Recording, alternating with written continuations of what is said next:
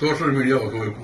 Social media మొదట్లో బాగుంటుంది, ఇప్పుడు ఇది యాంటీ సోషల్ మీడియాగా తయారైపోయింది. వచ్చే వార్తలు హైలైట్స్ హెడ్డింగ్ ఉంటుంది యూట్యూబ్ లో, లోపల పోతే అసలు ఆ విషయమే ఉండదు. మీరు దగ్గర రాయడం కోసం ఆ హెడ్డింగ్, లోపల పోతే ఆ లోతుగా ఆ విషయం అసలు సంబంధమే లేదు. నేను మొన్న చూశాను దాంట్లో రేవంత్ రెడ్డికి రాడ్డు దింపిన వెంకయ్య ఉచితాలు అనుచితమా అన్నారు. దానికి చంద్రబాబు నాయుడు మీద రేవంత్ రెడ్డి మీద పదం కూడా చూడండి, పదం ఏంటి సంస్కారవంతమైన పదం పెట్టాడు అప్పుడు యూట్యూబ్.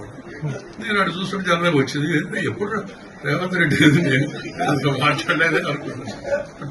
నా గురించి అట్లా రాస్తే దేశానికి ఉపరాష్ట్రపతిగా పనిచేసి కొద్దిగా అనుభవం ఉన్న వ్యక్తుల గురించి అట్లా పెడితే యూట్యూబ్ సోషల్ మీడియాలో మామూలు వాళ్ళ గురించి నేను చెప్పాల్సిన అవసరం లేదు. అంతా బాధపడుతున్నారు వాళ్ళందరూ కూడా.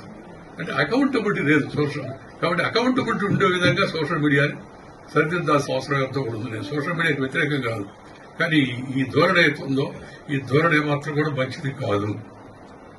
సోషల్ మీడియా తక్షణమే వార్తలు నేరుగా ప్రజలకు అందజేసే ఒక చక్కని మరి అవకాశం కల్పించి ఒక మంచి వేదిక అది. కానీ ఆ వేదికని దుర్వినియోగం చేయకూడదు. ఈరోజు ఏది నిజం